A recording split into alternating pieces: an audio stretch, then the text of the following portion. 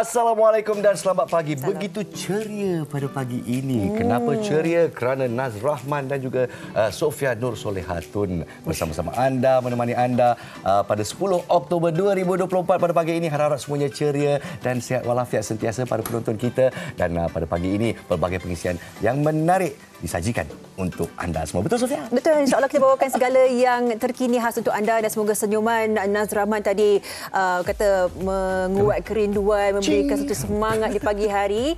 Kerana apa tahu, kalau kita mulakan pagi kita ni, kita kena ada satu perasaan yang macam teruja, to start the day, untuk mulakan hari kita. Happy-happy sentiasa. Ya, sebab kita faham kehidupan ni memang ada stresnya, ada tekanannya.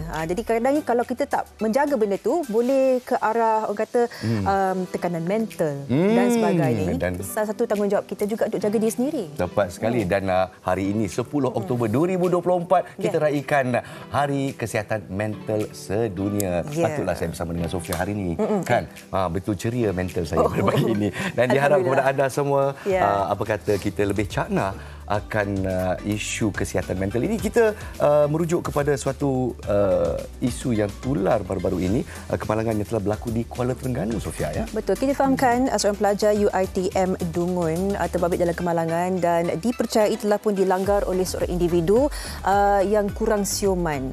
Kita masih menunggu diagnosis ataupun laporan keseluruhan bagi kes ini. Tapi inilah dia, kita faham dan cakna adanya individu yang mungkin di bawah tekanan yang tinggi, ada masalah mental dan sebagainya. Tapi bagaimana takat kita untuk orang kata menjaga bukan pergerakan tapi kebajikan mereka, adakah mereka ni boleh berfungsi seperti biasa, memandu kenderaan dan sebagainya. Implikasi bukan sahaja kepada individu yang ada masalah mental tersebut tapi juga keselamatan masyarakat di luar sana juga. Seperti apa yang kita lihat di sini, ya.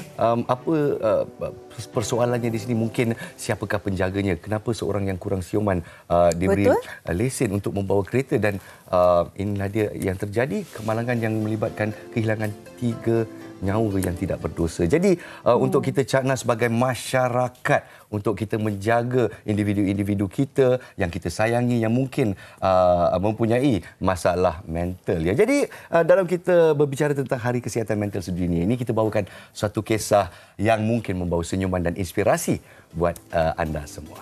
InsyaAllah. Kita bersama dengan satu keluarga yang telah viral di media sosial. Kita lihat gelagat Amar Ryan dan Anur Raisya yang mengidap sindrom Asperger. Apakah itu sindrom Asperger? Kita lihat kisah ini dulu, ya. Ayo kita saksikan. Do you recognize which one is male and which one is female for this kind of bird? Most of them are female. Like this one showing the fantail. Okay. They're not very big, but and only most of them are female.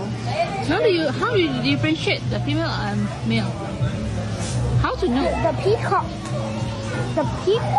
The male ones, aka peacocks, are way more colorful than the peahens.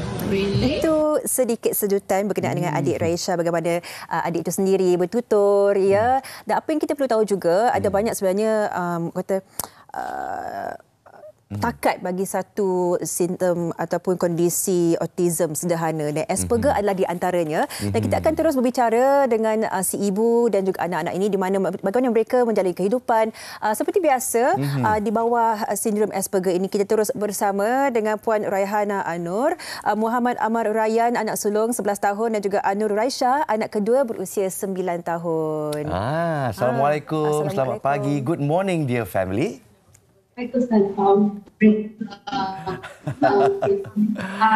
Hai. Puan Raihana, terima kasih kerana berkongsi masa pada pagi ini untuk bercerita tentang sindrom Asperger sejajar dengan Hari Kesihatan Mental Sedunia kita pada pagi ini. Jadi mungkin boleh ceritakan sikit apakah sebenarnya sindrom Asperger? Apa yang saya lihat adik Anur Raisya tadi begitu petah berkata-kata dan dia cara dia bertutur dalam bahasa Inggeris tu macam dia anak Mak Saleh pula. Pandai betul dia berkata-kata. Mungkin Puan Raihana boleh ulaskan sedikit? Assalamualaikum. Okey. Ini anak sulung saya, Muhammad Amar Ryan, 11 tahun. Ini pula anak kedua, Anur Raisya, 9 tahun. Dan ini anak bungsu saya, Adra Azalia. Okey. Actually, Asperger syndrome ni dah digunakan dulu lah. Sekarang kita tak guna dah tau. Sekarang kita lebih kepada istilah Autism Spectrum Disorder, ASD. Okey, untuk anak-anak saya ni, untuk anak sulung, saya dah nampak perubahan macam dia pelik sikit. Dia ada ciri-ciri autism yang ketara seawal 1 tahun. So, waktu 18 bulan, selalunya budak-budak akan buat check up di klinik kesihatan kan? Betul. So, diorang ni macam M-chart, dia tak lepas. So, M-chart ni menunjukkan macam mana milestone untuk kanak-kanak tersebut. Penandaan. Kalau ciri-ciri autism yang standard yang diorang ada, tantrum, speech delay. Okey, berkenaan speech delay, kalau perasan, diorang memang tak pandai cakap Melayu kan? Okay. Actually, memang saya ajar diorang cakap Melayu dulu, tapi diorang tak boleh nak adapt. So, saya cuba bahasa lain, saya cuba untuk speaking dengan diorang. Dan mudahlah pula. Sebab suku kata untuk bahasa Inggeris tu sangat simple. Pendek. Compare dengan bahasa Melayu. Faham? Ya. Jadi ini maksudnya kalau ini antara cara-cara sindrom Asperger manifestasi dan bukan saja adik Amar tapi adik Anur Raisya, dua-dua anak daripada 3 anak menghidap sindrom Asperger. Anak pertama dan kedua, Amar dah fully diagnosed autism. Yang kedua pula true autism, maksudnya to roll up. Dia still under terapi tapi belum dapat kad OKU. Yang bungsu ni dia speech delay tapi dia normal. Baik. Maksudnya speech delay dari umur 1 hingga 3 tahun ada masalah dari segi komunikasi. Baik Puan, kita melihat mereka ni orang kata sangat ceria ya sebagai kanak-kanak pun, dan kita pasti di mana Puan juga ambil inisiatif untuk mempelajari bagaimanakah simptom-simptom di bawah spektrum autism dan Asperger ini, dan berdasarkan orang kata sindrom Asperger ini, apakah antara penekanan yang perlu Puan lakukan supaya tumbuh besar mereka ni orang kata sejajar, elok dan sebagainya, dan tak tanpa melihat sangatlah tentang sindrom Asperger tersebut daripada sudut pembelajaran ke, percakapan ke, bagaimana, apa yang Puan tekankan? Okey, untuk kanak-kanak yang ada masalah Asperger syndrome ni, kita tekankan tentang penggunaan bahasa, komunikasi dua halam. Sebab kalau kita tak bagi diorang berkomunikasi, macam mana kita nak tahu pendapat ataupun apa yang kehendak budak-budak ni. Lepas tu, lagi satu, selain daripada diorang ni ada masalah dengan sosial. Diorang tak pandai bergaul, tak pandai berkawan. Kecuali kalau jiran-jiran ataupun kawan-kawan sekolah pandai speaking, okey. Oh, kena cakap bahasa Inggeris baru okey boleh bergaul lah. Ya. Oh, maksudnya kalau itu antara ciri-cirinya di sini. Jadi okey, kita nak bertanya kepada mana satu nak tanya? Amar dulu ke kita nak tanya Anur Raisya dulu? Kita tanya Anur Raisya dulu lah. Anur Raisya lah, because I think she's very cute. Yes. When we saw your video on social media, Raisya, the whole of Malaysia fell in love with you. You're so knowledgeable. Boleh tak kita bercakap dalam bahasa Melayu? Boleh tak, Raisya? sikit-sikit saja. Okey, nampaknya Raisya Sikit-sikit saja. Sikit-sikit saja. Sikit Okey. saja. Okey, tak apa, kita Alright, Raisya, what is your hobby, Raisya? What do you like to do? I usually draw. You draw. Drawing. Okay. Amma, how about you? What's your hobby? What's your hobby, Amar? I play with my siblings. I play with my siblings. Okay. All right. So the way we listen to you speaking English, wow, it looks like you were born in another country. You speak it so well. Where do you learn how to speak English so well? From mommy? From my mom. Oh, how about Raisha? Do you learn from YouTube maybe, or things that you see on television or on the internet? How do you speak English so well, Raisha? I got teach by yes. I see. Clear tak? And how about your friends? Do your friends speak English with you or do they speak Bahasa with you? Your friends, you speak in Bahasa or in the practicing. Okey, apa yang kita nampak? Ya, saya suka di sini mana ialah dia lebih selesa. Di mana seakan bahasa Inggeris tu memang menjadi bahasa pertama dalam keluarganya sendiri. Dan saya rasa bukan satu masalah untuk lama kelamaan boleh pick up sedikit-sedikit perkataan bahasa Melayu dan sebagainya kan. Dan Puan sendiri melihat bagaimana prestasi di sekolah, mungkin guru di sekolah pula ada memainkan peranan sedikit tak untuk memahami kondisi mereka ini dan memberikan bantuan ketika berada dalam kawasan sekolah. Okey, sebenarnya sejujurnya dekat sekolah memang budak-budak ni ada cabaran. Sebab dia orang ni ada masalah dari segi emosi. Bila cikgu cakap terang, dia akan rasa macam somebody is getting angry. So, sekiranya kalau kita nak cakap dengan dia orang pun kena lembut-lembut, tak boleh nak marah-marah ataupun kuatkan suara pun tak boleh. So memang dia orang ni memang sangat sensitif, tak boleh nak adapt dengan secara normal. Begitu. So kiranya kalau dekat sekolah bahasa Melayu subjek tu memang saya akuilah sangat teruk lah. Tapi at least dia orang ada usaha untuk belajar walaupun kurang macam milestone untuk dia orang ni sekarang di umur 3 hingga 4 tahun untuk bahasa Melayu. Kalau English memang tak masalah.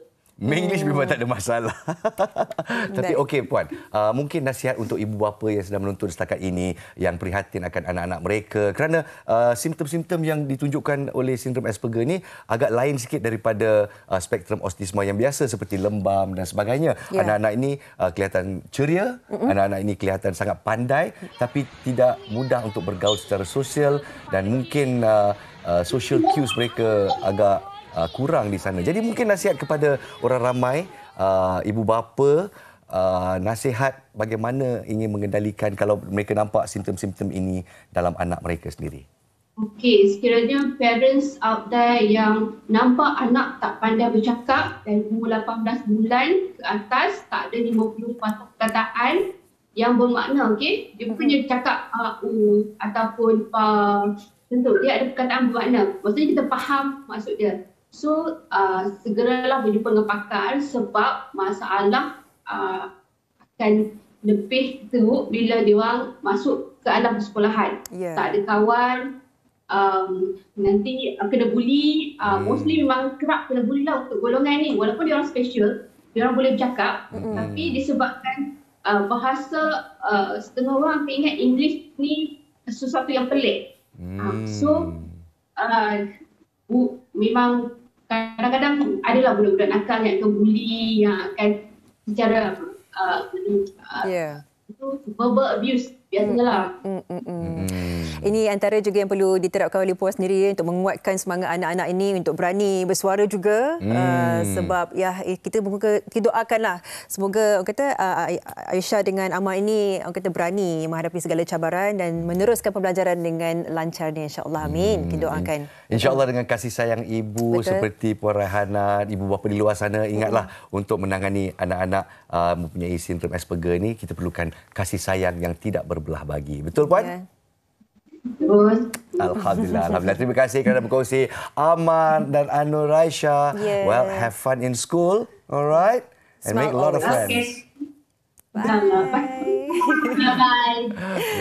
Buat seketika saya rasa program kita jadi program buat bicara Inggeris. Betul. Sekejap kan? Sekejap saja jadi kerana dua anak-anak ini kerana sindrom Asperger mereka lebih fasih berbahasa Inggeris dan tidak mahu berbahasa dengan orang lain dengan bahasa Melayu dan sebagainya. Tapi itulah dia ciri-ciri sindrom Asperger yang kita perlu fahami. Ya, ibu bapa pun kita jangan kata mengambil sikap tak nak ambil tahu ataupun dalam in denial anak saya tak ada masalah ni sebagainya. Kerana intervensi pada usia awal dapat membantu anak-anak itu untuk membesar dengan lebih elok lagi bila masuki zaman persekolahan, insya-Allah. Harap-harap kita ibu bapa jangan nafikan kalau anak-anak kita ni mungkin ada permasalahan di sana. Kerana sindrom Asperger ni kalau dirawat secara sosial dengan kasih sayang, insya-Allah mereka boleh menjalani kehidupan yang biasa. Alhamdulillah. Betul. Selepas ini kita akan bawakan banyak lagi pengisian khususnya tentang subsidi pendidikan untuk anak golongan kaya dihentikan. Wow, macam mana implikasi tu? Itu kata Perdana Menteri Malaysia kita. Tapi itulah dia bayangan yang diberikan. Apa kata kerajaan dan bagaimana susulannya? Semuanya selepas ini di MHI.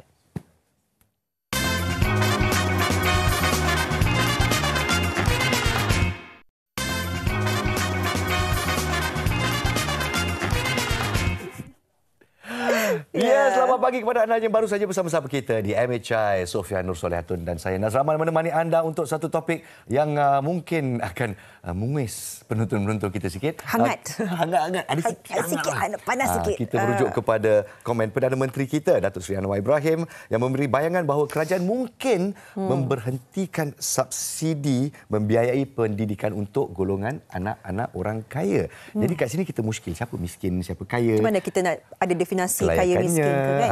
Jadi dengan objektifnya nak bersikap adil dan memberi ruang dan peluang kepada golongan rentan yang kurang bernasib baik, golongan miskin, OKU dan sebagainya. Jadi rata-rata rakyat merokong kalau kita tengok dekat sosial media kan. Oh ya, bagus. Alhamdulillah. Ya, kita harus diberi peluang dan sebagainya. Tapi saya kesihani mereka dari golongan sederhana. Macam mana pendapat Sofia?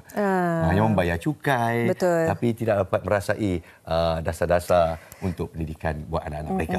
Pendapat saya kata macam agak banyak faktor yang perlu diperlihatkan. Kalau yang kata golongan dalam bandar kosnya tinggi, mungkin T20 tapi anaknya mungkin 4, 5, 6. Bagaimana kita nak seimbangkan kadar kata golongan tersebut? Kita perkenalkan tetamu kita di studio dan juga melalui dalam talian. Bersama kita di studio Dr. Anwar Ahmad, pakar pendidikan. Assalamualaikum Doktor. Assalamualaikum Sofia. Ya, dan juga menerusi panggilan video kita Dr. Hana Ambaraz Khan, penolong dekan etika, tadbir urus dan kelestarian Sekolah Perniagaan dan Ekonomi Universiti Putra Malaysia. Assalamualaikum Dr. Hana. Assalamualaikum. Okey, mungkin kita mulakan dengan Dr. Hana dulu yang berada di sana. Terima kasih bersama kita. Dan tentang orang kata pemberian subsidi pendidikan ini berdasarkan golongan kaya dan sebagainya. Bagaimana dalam pandangan Dr. Hana ini dapat diperhalusi? Kerana kalau kita menyentuh tentang golongan yang kaya ataupun yang sederhana atau miskin adalah satu perkara yang agak sensitif dan agak sukar. Ada satu taraf yang boleh dibeza-bezakan. Bagaimana pendapat doktor? Okay. Mula-mula kita nak kena tengok definisi kaya dengan miskin tu dulu. Tapi sekarang ni kita tak ada spesifik definisi kaya atau definisi miskin. Jadi kalau kita tengok kita ada T20, B40, M40, betul kan? Ikut harga kan? Dan kita juga kena tahu sebenarnya apa maksud subsidi pendidikan tu apa. Okey.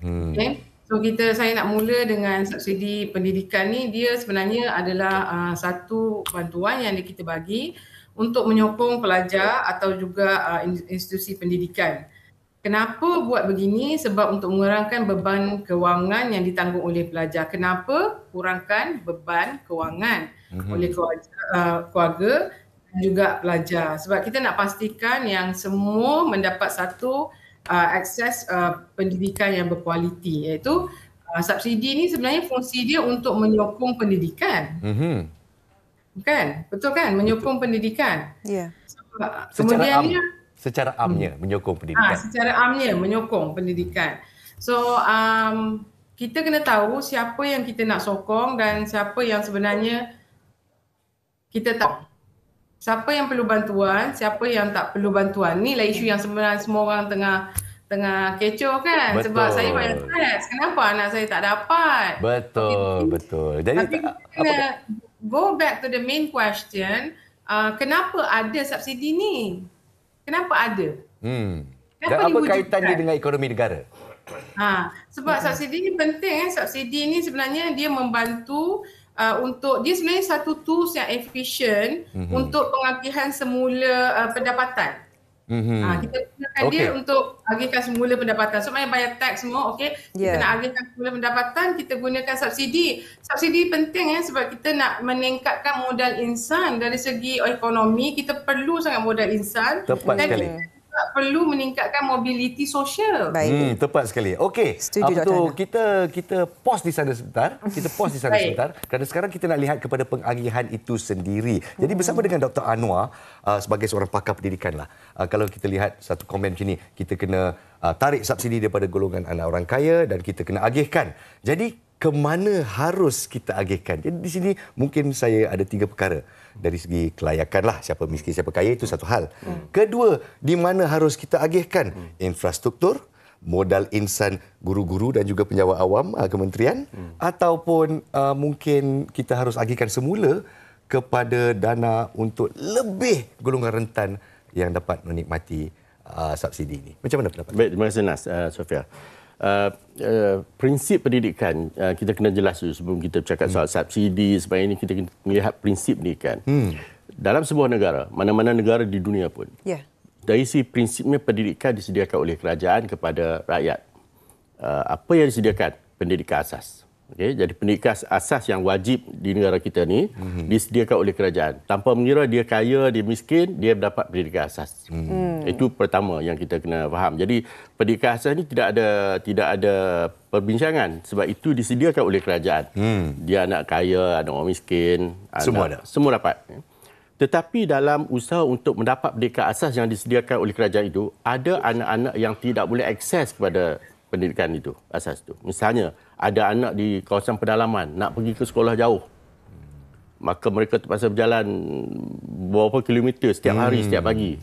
Ataupun anak OKU, kita baru bincang pagi tadi, bagaimana ada anak yang kelainan upaya. Jadi anak-anak yang berhadapan dengan masalah untuk akses kepada pendidikan asas itu, mereka yang akan mendapat yang disebut sebagai subsidi ataupun bantuan. Bukan semua yang akan dapat subsidi ataupun bantuan. Sebab yang lain itu sudah mendapat pendidikan asas tadi yang disediakan oleh kerajaan. Jadi sebenarnya kalau kita bagi bantuan ataupun subsidi kepada kumpulan yang memerlukan, bukanlah bermaksud kita mengambil hak ataupun kumpulan yang lain sebab yang lain akan dapat juga pendidikan asas itu. Cumanya kita nak pastikan ada kumpulan-kumpulan yang tidak dapat akses pada pendidikan itu, mereka diberi bantuan. Misalnya ada sediakan asrama penuh, sedang harian. Dan dalam proses itu, Nas tanya tadi tentang siapa yang patut dapat kan. Kita sebenarnya, kalau kita tengok dalam bajet yang lepas-lepas, terutamanya di bawah kepimpinan Yang Amat Berhormat Datuk Seri Anwar, telah memberi peruntukan yang cukup besar. Semakin hari, semakin tahu kita semakin meningkat. 58 bilion. 58 bilion. Besar. Betul. Dan kita lihat banyak peruntukan yang sebenarnya telah diberikan untuk memberi bantuan yang kita sebut subsidi itu. Sebenarnya bantuan pun boleh guna perkataan itu. Misalnya kita sediakan 788 juta untuk bantuan awal persekolahan. Jadi anak-anak orang yang tidak mampu dapat duit RM150, boleh beli uniform, boleh beli baju dan sebagainya. Begitu juga kita ada rancangan makanan tambahan kepada anak-anak yang mungkin tak boleh akses kepada makanan yang sihat, seimbang, yang kualiti. Jadi kita bagi sebab bila dia orang makan, dia orang pergi sekolah, dia orang boleh belajar dengan baik. Kemudian kita ada semua KPM ada 18 jenis bantuan yang diberikan kepada kumpulan yang menghadapi masalah kewangan. Biasiswa kecil persekutuan, bantuan uniform, bantuan alat tulis dan berbagai-bagai lagi. Jadi pada saya apa yang telah disediakan oleh kerajaan itu yang disebut oleh KPM itu 18 itu sebenarnya banyak. Kalau kita lihat antara negara lain pun kita, alhamdulillah, kita dapat bantuan, berbagai-bagai bantuan kepada kumpulan yang memerlukan. Jadi pada saya, soal subsidi ini bukanlah menarik balik daripada kumpulan yang mengatakan kami pun perlu dapat. Sebenarnya kerajaan bagi pada semua. Tapi ada kumpulan yang memerlukan lebih bantuan. Kerana kalau tidak, mereka tak boleh akses kepada pendidikan. Saya sukakan yang Dr. Anwar, dia memberikan satu klarifikasi yang sangat jelas, subsidi, bantuan, berbeza. Dan saya rasa ini perlu diperhalusi dengan lebih detail lagi lah, supaya kita faham di mana bantuan itu akan diajukan kepada siapa. Dan berdasarkan apa yang disebutkan oleh kerajaan, dan Dr. Anwar dan Dr. Hana sendiri, kita dengar jugalah apa kata orang ramai dan para ibu bapa mengenai isu ini. Adakah yang setuju, adakah yang tak setuju? Jom kita saksikan.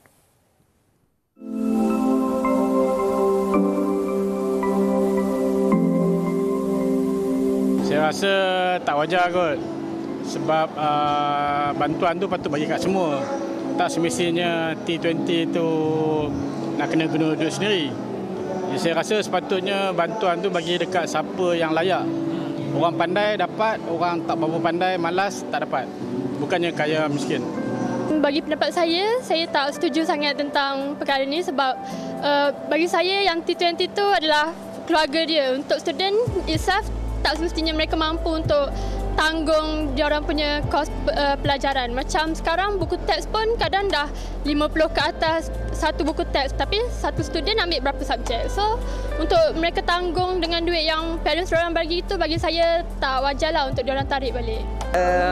Pada pendapat saya setujulah sebab kita tahu kan T20 ni basically income diorang melebihi 10,000 lah sebulan.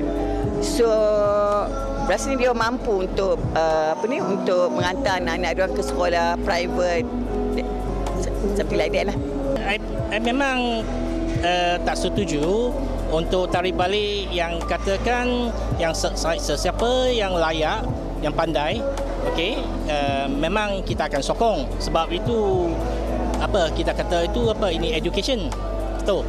Okey, jadi kalau boleh kita boleh open yang untuk bagi yang pandai, rajin, okey, yang ada apa, yang ada kelayakan, okey, saya akan sokong lah. Tak wajar. Sebab contoh dia buat bisnes, ada hari bisnes dia okey, dia golongan T20, tiba-tiba bisnes dia tak okey, lepas tu macam mana nasib anak dia? Sebab yang buat bisnes tu mak bapak dia. Anak dia tu untuk masa depan dia. So pada saya tak wajar lah. Rata-rata apa kita dapat dengar di sana, inilah dia golongan yang rasa-rasanya mereka tersepit ya. Hidup segan mati tak mahu begitu, bayar cukai tapi mungkin tak layak untuk subsidi. Kenapa? Tapi dengan penjelasan Dr. Anwar tadi, jadi mungkin kita lebih cakna akan di mana subsidi-subsidi ini akan disalurkan untuk golongan yang rentan. Okey, maklumlah begitu. Tapi mungkin saya ingin bertanya kepada Dr. Hana yang masih ada bersama dengan kita dari sudut ekonomi ya. Mungkin apa yang harus kita faham di sini adalah kriteria kelayakan dari segi ekonomi. Bagaimana harus kita perhalusi polisi ini untuk ia menjadi lebih berkesan buat rakyat di luar sana. Dr. Hana, silakan. Okay. Saya rasa sekarang ni kalau kita tengok M40, kita letakkan dia tangga gaji. Kita letakkan ikut tangga gaji. Kemudiannya kalau kita tengok betul-betul M40 ni kita boleh bagi dua sebenarnya. Satu yang betul-betul kalau anak dia seorang dua, perbelanjaan dia sikit, jadi dia boleh hidup dengan selesa dengan gaji dia. Satu lagi dah ke arah B40 dah. So yang tu saya rasa kita kena tengok dari segi kalau ekonomi, kita kena tengok betul-betul sebab kita how do I say, tadi tuan tanya berkenaan kriteria kan, macam mana nak tetapkan kriteria kan. Am I right? Betul. Okey, so yang ni yang kita kena tengok semula dan kita juga kena tengok saluran tu. Kita nak salurkan tu sebabnya satu memang betul kita kena ikut kumpulan sasaran. Dia kena ada kumpulan sasaran. Kumpulan sasaran tu yang kita kena tetapkan betul-betul siapa yang kita sasarkan untuk terima bantuan. Kadang-kadang saya rasa valid pendapat netizen ni sebabnya okey, mungkin perbelanjaan dia banyak dan anak dia ramai, jadi tak cukup. Kita faham. Sebab tu ya bila kita tetapkan satu kumpulan sasaran. Contoh pelajar yang cemerlang. Kita tak boleh halang pelajar cemerlang dari menerima bantuan sebab itu dia memang cemerlang dan untuk yang tidak berkemampuan mungkin kita bantu dia sebab dia tidak berkemampuan. Yang berkemampuan kita bantu dia sebab dia cemerlang. So itu dia saranan daripada Dr. Hana. Macam mana pendapat Dr. Anwar pula? Baik, terima kasih Jas. Saya melihat begini, sebenarnya kalau kita tengok struktur kanak-kanak yang belajar di sekolah kita, kumpulan yang disebut sebagai paling kaya itu sebenarnya mereka dah berada di sekolah antarabangsa, sekolah swasta dan mereka telah bersedia untuk membayar untuk mendapat pendidikan yang mereka anggap sesuai dengan anak-anak mereka. Jadi apabila kita menarik subsidi, sebenarnya bukanlah pada pandangan saya bukanlah dia memberi kesan sangat kepada kumpulan yang paling kaya tu. Sebab paling kaya itu sudah ada sistem pendidikan yang mereka tetap teruskan. Ya. Maksudnya yang akan terkesan adalah kumpulan-kumpulan M40 lah. Yang berada banyaknya di sekolah kebangsaan, sekolah menengah dan sebagainya. Jadi pada saya penarikan subsidi mungkin akan memberi kesan kepada perbelanjaan mereka kerana terpaksa membayar untuk mendapat pendidikan, sedangkan mereka seperti disebut tadi bukanlah kumpulan yang paling kaya. Jadi pada saya kajian harus dilakukanlah untuk memastikan bahawa jangan jadi kumpulan ini kumpulan yang terpaksa menanggung lah kalau betul subsidi itu ditarik. Yang keduanya kita setuju bahawa memang tidak ada satu angka yang jelas berapakah yang dimasukkan sebagai paling kaya. Belum. Kita tak ada. Sebab tu kalau kerajaan ingin mengadakan ataupun dasar menarik balik subsidi ini kena ada satu ketetapan yang jelas. Yang jelas ya, berapa sebenarnya yang dianggap sebagai paling kaya itu. Kalau tidak mungkin itu akan menimbulkan banyak isu dalam masyarakat. Tepat sekali. Saya nak tambah sikit tentang kalau kita tarik balik kesan ke atas M40 ni. Maksudnya dia bukan yang paling kaya tapi dia agak mewah kan. Tapi kalau saya boleh, kalau kita tengok trend sekarang ni, anak-anak muda zaman sekarang ni dia tak nak berhutang. So kalau M40 ni tak ada subsidi dan dia memang tak cukup untuk anak dia belajar, ikut trend anak-anak sekarang yang tak nak berhutang, maknanya apa yang akan terjadi adalah dia orang tak akan sambung belajar sebab dia nak elakkan hutang. Dia akan mungkin terus ke gig ekonomi. Tengok dari sudut ni lah. Dan dia akan memberi sedikit tekanan ekonomi. Walaupun kita tengok M40 ni dia bukanlah B40, dia memang dia okey lah. Tapi dia masih bergelut dengan financial issue untuk tampung pendidikan yang tinggi. Sekarang ni kos tinggi. Kalau universiti ni makan dulu RM5 memang mewah zaman kita dulu. Betul, RM5 dah boleh makan nasi campur, ada ikan keli dengan kobis dan sebagainya. Tapi sekarang sekali aibah, sekali pasir kubah. Jadi mungkin kita nak wrap up perbincangan kita di sini bersama dengan Sofia. Baik, Dr. Anwar memang legit apa yang disebutkan. Dan kalau kita nak sebutkan yang Dr. Anwar, kalau kita buat saringan pendapatan bagi setiap individu, mak ayah dan sebagainya, satu proses yang sukar. Tapi kalau di segregated, sekolah swasta lain dan sekolah kebangsaan pula, ada juga golongan kaya yang menghantar anak-anak mereka. Jadi untuk memudahkan, memastikan orang kata peralihan ini dapat menjadi sama rata bagi semua, apa yang boleh disarankan oleh Dr. Anwar untuk kebaikan kesemua pelajar-pelajar di seluruh Malaysia? Pada saya yang penting adalah pendidikan rendah dan menengah itu memang menjadi asas, pendidikan asas. Dan kerajaan mesti menyediakan pendidikan asas itu secara untuk semua. Menyeluruh. Setuju. Pendidikan tinggi itu adalah pilihan.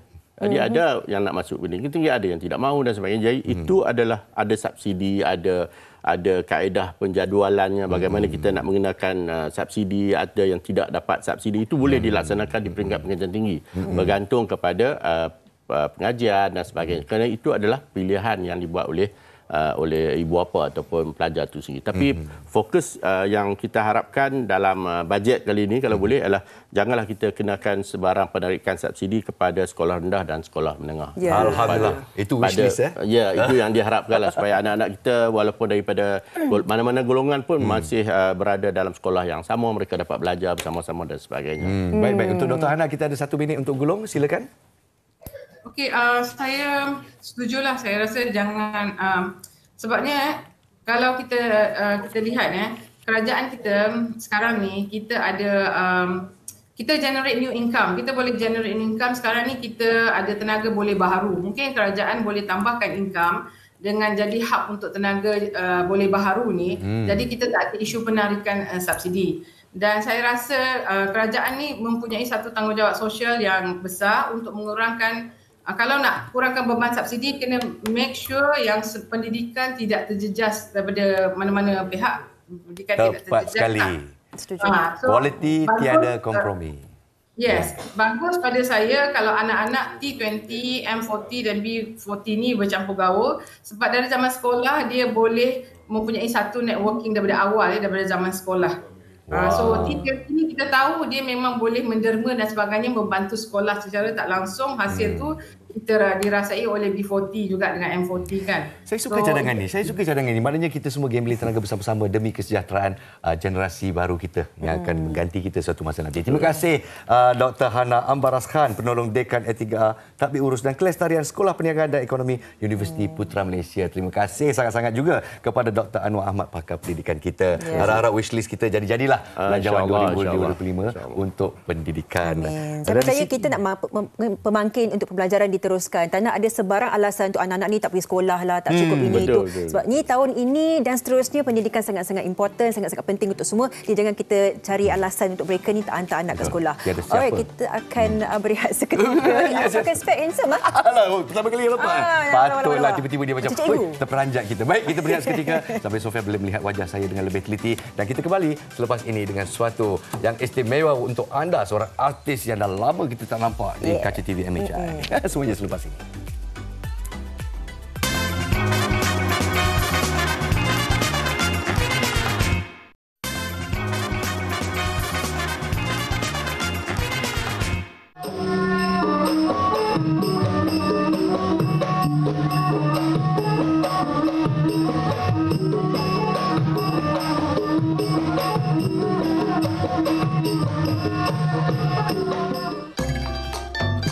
Bersempena dengan pencalonan budaya sarapan di Malaysia dan pakaian tradisional kebaya sebagai warisan tidak ketara bawah Pertubuhan Pendidikan Saintifik dan Kebudayaan Pertubuhan Bangsa-Bangsa Bersatu UNESCO, program Road to UNESCO meraikan warisan kita dianjurkan pada 5 dan 6 Oktober lalu. Dicalonkan ke peringkat UNESCO pada tahun 2023, kedua-dua warisan tidak ketara ini akan diinskripsi semasa sesi ke-19 dalam Intergovernmental Committee for the Safeguarding of the Intangible Cultural Heritage di Paraguay pada Disember nanti. Bagi meraikan kejayaan ini, Kementerian Pelancongan Seni dan Budaya melalui Jabatan Warisan Negara mempromosi dan menggalakkan sebarang aktiviti yang memfokuskan kepada usaha pemeliharaan dan pemuliharaan warisan budaya. Jangan adiklah sayang, rindukan bulan. Kebaya merupakan pakaian yang melambangkan identiti orang Melayu, peranakan dan masyarakat lain di Malaysia serta negara-negara di Asia Tenggara. Penghasilan pakaian ini melibatkan kemahiran tenunan tradisional seperti sulaman sekaligus menepati definisi warisan kebudayaan tidak ketara. Lebih istimewa, kebaya merupakan pencalonan Malaysia bersama 4 negara jiran iaitu Brunei, Indonesia, Singapura dan Thailand. Nur Adila Atika Muhammad Yazid antara pengunjung yang tidak melepaskan peluang untuk memperagakan baju kebaya dalam salah satu aktiviti kecoh-kecoh kebaya pencarian ratu kebaya klasik. Minat yang mendalam terhadap pakaian tradisional menjadi pendorong kepada gadis berusia 16 tahun ini untuk mendalami makna yang tersirat serta nilai estetika pada busana Melayu. Malah diturut mendapatkan khidmat nasihat dan kepakaran daripada pereka fashion Ai Zikri dan Nick Hafiz. Baginya, kebaya merupakan cerminan keindahan, keanggunan dan kekayaan budaya Melayu. Konsep saya sekarang ni kebaya pendek tau. Jadi kain ni kain les dan kain songket. Ni macam zaman orang dulu punya lah. Saya memang minat benda ni dan saya siap hari ni dari pukul 4 pagi sampai sekarang.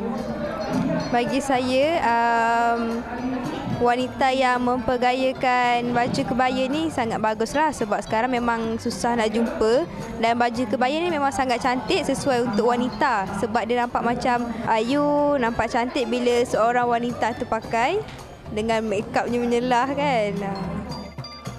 Rian Bell Lua Zhangxi, anak kecil berbangsa Cina yang turut membabitkan diri dalam program ini.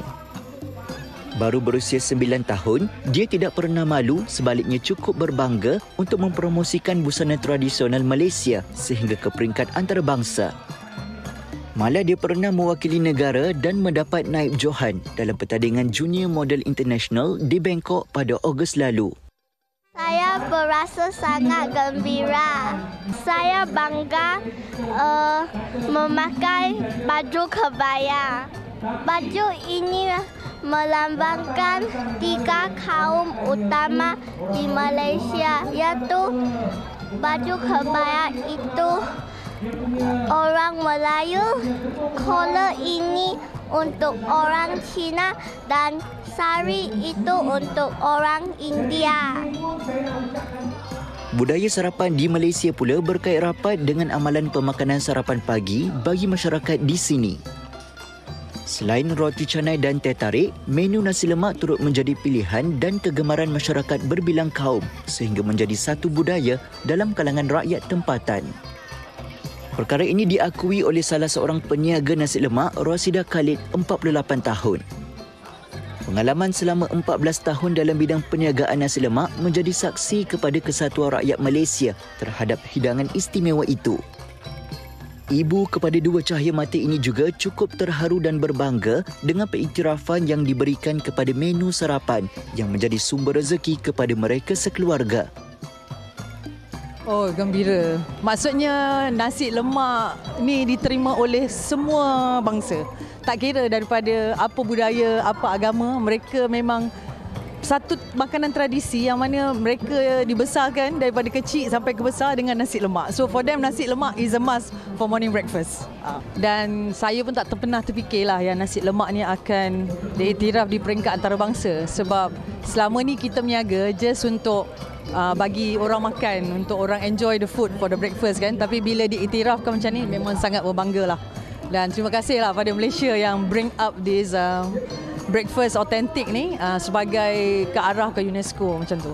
Sesuatu yang besar. Ya. Program ini juga turut meraihkan kepelbagaian warisan tidak ketara tempatan yang sudah mendapat pengiktirafan UNESCO seperti Mak Yong pada tahun 2005, Dondang Sayang 2018, Songket 2021 dan Mek Mulung 2023.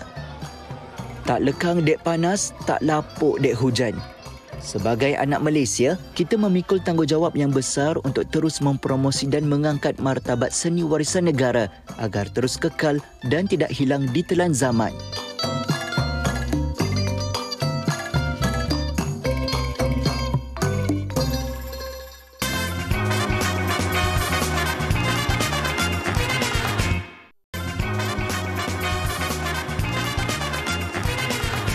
Riza GTR bakal menggegarkan program kita Oktober ini dan kita akan terus membincangkan apa movie ni tentang apa bang? Tepat sekali. Itulah dia mengisahkan tentang seorang mekanik yang tiba-tiba terjumpa sesuatu yang istimewa dalam boot keretanya. Apa yang istimewa tu? Kita kena tanya kepada dua pelakon yang kita bawa dan sudi berkongsi pengalaman bersama dengan kita. Assalamualaikum diucapkan kepada Dato' Sri Ezlan Yusof. Dah lama tak nampak kawan lama ni. Kawan lama. Zaman Clio Bachelor. Tahun 2000. Pecah rahsia dia. Tak apalah. Abang handsome kita ada di sini. Dan juga Abang Mat Raja Lawak. Dah lama kita tak nampak di layar Perak. Kita jumpa lagi sekali. Alhamdulillah. Rezeki melimpah ruah. Tapi boleh tak kita cerita sikit apa keistimewaan Riza GT yang dibawakan oleh Grand Brilliance dan juga Private Studios? Ini satu filem, ni kira popcorn movie. Kira filem santai yang mana sangat menghiburkan. Kami pun terhibur pada masa kami dekat lokasi. Kira lakonan yang hebat ada daripada Alif Sata, Sofia Al-Bakara dan juga semua line up yang ada lah. Dia di sana kan. Alif Sata adalah hero, Sofia Al-Bakara heroin dia. Tapi kita tak suka bawa hero dengan heroin. Kita nak bawa yang lebih, orang kata ada personality di sini. Dan seperti Abang Mat Raja Lawak yang dikatakan memainkan watak gangster dalam filem ini. Tapi macam mana abang boleh jadi gangster? Saya tengok muka abang nak pau saya bagi extra duit tak begitu. Untuk filem ni bila di offer oleh Dr. Ahmad Idham, saya cadang kepada dia saya kena botakkan rambut. Awak yang cadangkan? Memang saya botakkan rambut saya. Lepas tu 3 bulan saya masuk gym. Main gym? Main gym. Walaupun badan tak berapa sadar sangat. Sekarang dah habis dah. Dah habis dah? Dia macam tu je. Tapi untuk filem tu saya korbankan semua itulah. Kan? Antara pengorbanan untuk filem ini ya. Dan saya bukan selalu dapat watak macam ni. Watak jahat macam ni kan. Jadi kena pula berganding dengan Noki, Keklik. Jadi seronok. Seronok. Watak Datuk Sri Ezlan macam mana pengalaman dia? Best. Mencabar ke? Sebagai seorang guru silat yang hebat. Ayah Man, ayah kepada Sofia Al-Bakara. Macam bila dengan Dr. Idham ni, satu kalau katalah dia offer, dia akan bagi watak-watak yang pelik-pelik. Oh, yang pelik-pelik. Pelik-pelik. Macam-macam watak yang dia bagi. Dia tidak tidak bagi watak klise lah. Betul. Jadi sebab tu suka bekerja dengan Dr. Maidam ni. Dan apa kita nampak kalau watak-wataknya tak klise, semestinya naskahnya juga tidak klise seperti yang dinyatakan. Sebab saya belum nampak lagi seorang mekanik yang tiba-tiba terjumpa seorang wanita dalam but keretanya. Wanita ke dalam but tu? Itu yang saya tahulah sebab Kak Sofia Al-Baqarah saya nampak dalam dia punya trailer tu kesian di dalam but kereta. Allahuakbar. Tapi bila saya nampak aksi Datuk Sri Ezlan Yusof bersilat macam ni, masih boleh bersilat? Sakit-sakit tak? Sakit-sakit juga. Kan, sakit-sakit jugalah. Sebab apa? Pasal dah lama tinggal kan. Tapi masih boleh lah sikit-sikit. Ya ke? Selalunya watak-watak yang kita nampak di kaca TV dan sebagainya. Ya, sekarang. Begitu kan? Tiba-tiba kena begini kan? Abang Man pula macam mana dengan macam saya sendiri, saya rasa macam pengalaman baru lah. Sebab saya memang idamkan watak-watak bergaduh macam ni kan. Memang idam. Memang idam. Walaupun muka dia baik tapi hatinya muka baik. Tapi bila dapat watak macam tu, memang ada scene gaduh. Ada sekali tu Datuk tak perasan tengah naik share masa tu, dia tolak saya. Memang melambung saya masa tu. Memang betul lah ada ilmu. Bila diungkit kat live TV ni. Tapi betul tu kan, memang melambung kan. Masa Datuk tolak saya tu, melambung saya. Waktu kita tengah fight. Adakah abang Man simpan dendam sampai sekarang? Tak. Dia dah komplain ni. Tak ada. Tapi memang masa Datuk tolak tu, saya tengok macam memang kita rasa betul-betul lah scene gaduh tu kan. Itulah dia. Masa saya gaduh dengan Yasin tu. Lakonan yang sebenar lah kan. Alhamdulillah. Jadi apakah harapan Datuk Sri Ezlan Yusof untuk naskah Reza GTR ni?